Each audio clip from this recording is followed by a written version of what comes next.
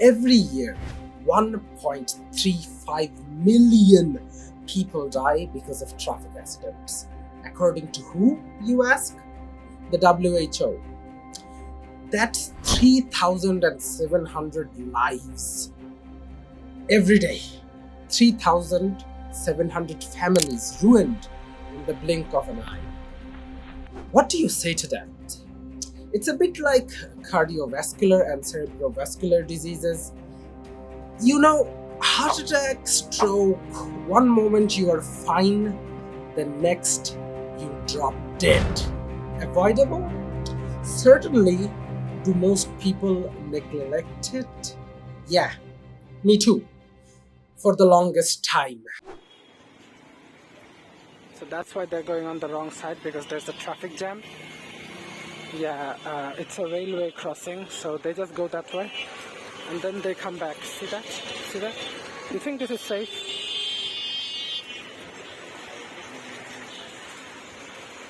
How do you protect against traffic though?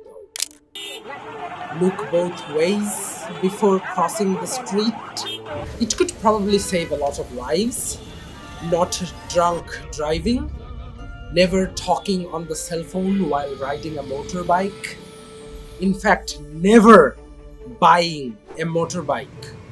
Those are death machines. But then again, in countries like India and Bangladesh, my own country for example, and most of the developing nations in the world, you could be standing by the roadside minding your own business, going about your day, and a truck can come and paste you to the asphalt because the overworked, underpaid trucker fell asleep for 2 seconds because he was sleep deprived.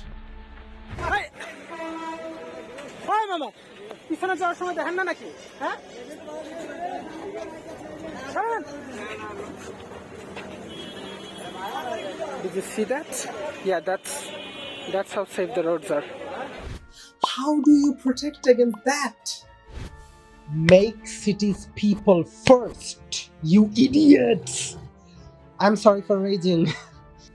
I know my viewers are not the one making city planning decisions. Make cities people first.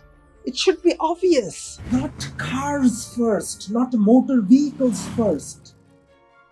Why the hell do we have to risk our lives every time we want to go out to the gym, to the grocery shop, or to the preschool to pick up our kids?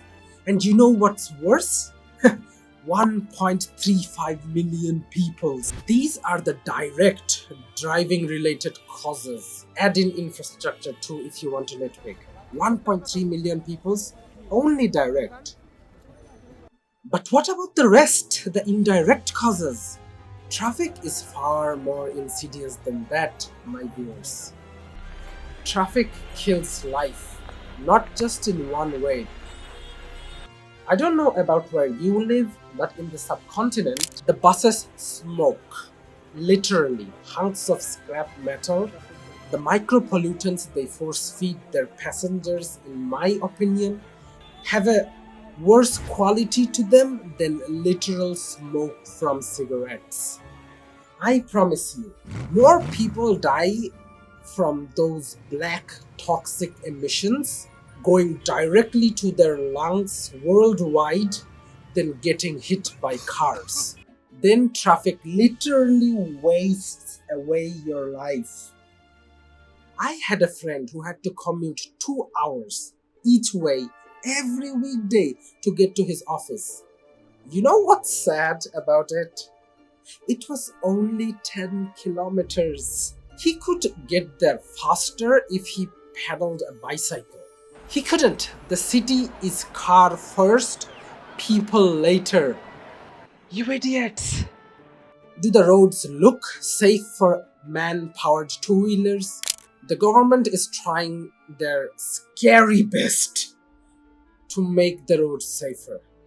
Actual authoritarian measures to save people's lives. But the people just do not listen. Because a motorcycle overtaking, cutting off an 18-wheeler lorry is fun, isn't it? To all the bike riders out there. I just don't like motorcycles. Too many friends have died. Imagine how stressful that is.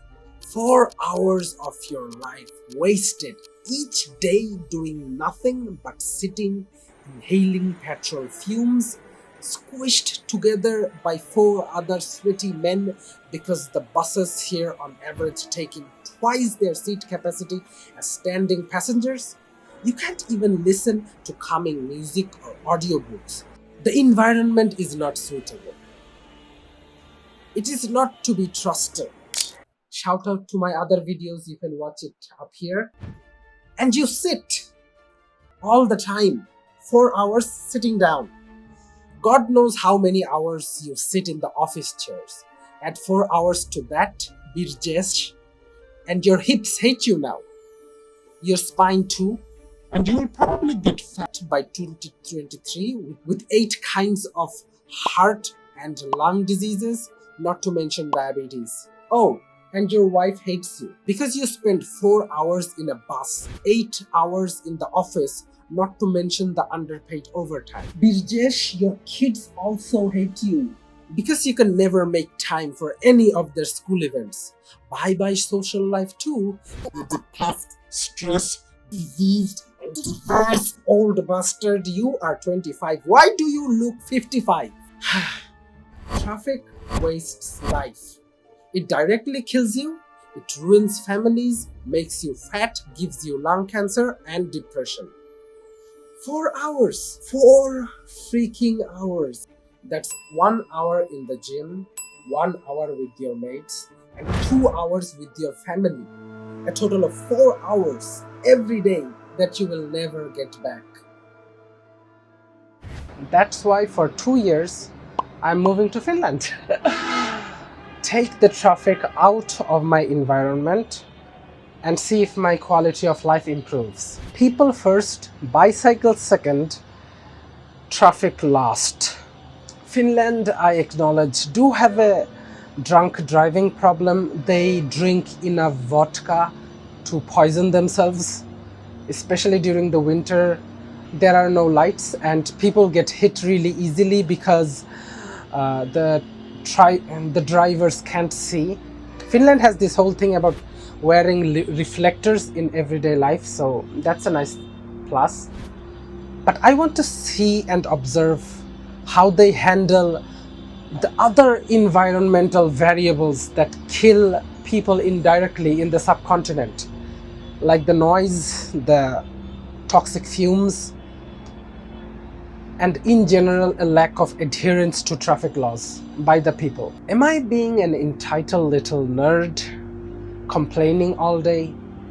I probably am, but I just feel this kind of primal sort of rage, knowing that even today 3,700 people are going to die because of direct traffic causes, and who knows how many more because of indirect causes. Probably a lot of them are going to die just because they're trying to cross the street. A friend of mine got into a traffic accident a few days ago. He was sitting on a rickshaw just going to the grocery store. It was a one-way street and a truck drove in because there was a traffic jam on the truck's main street. It hit the rickshaw, my friend fell off, another rickshaw drove on top of his leg and his leg kind of fell off. He might need to get an amputation, but hopefully he won't, and that got me thinking. I wrote the script for this video a week ago, and just as I was recording this, I heard the news that something so terrible happened. This friend lived with me for 5 years in university. We were in the same floor. He was in the room opposite to ours, and it's just sad, you know. I'm really sorry to end the video on a depressing note. My hope is that you will walk away from this video knowing that it isn't always your fault. Sometimes the environment and the system as a whole is just so faulty that no matter how you act, no matter how much you say that you have absolute agency over your life, That's just not true. I think that as a mindset, having radical responsibility can do you wonders in life, relationship, professional settings. It just gives you this feeling of agency. But accidents like what happened to my friend just makes you think. At the end of the day, radical responsibility is a mindset. It's how you see reality, but not reality itself. I'm being depressing again, aren't I? Don't always blame other people. That's a bad way to go about life. But know that sometimes the environment is just so bad. You have to move out of that environment to succeed. If you watch till the end, I think you appreciate the video enough to drop it a like and subscribe. So do it. Stay safe out there. Bye.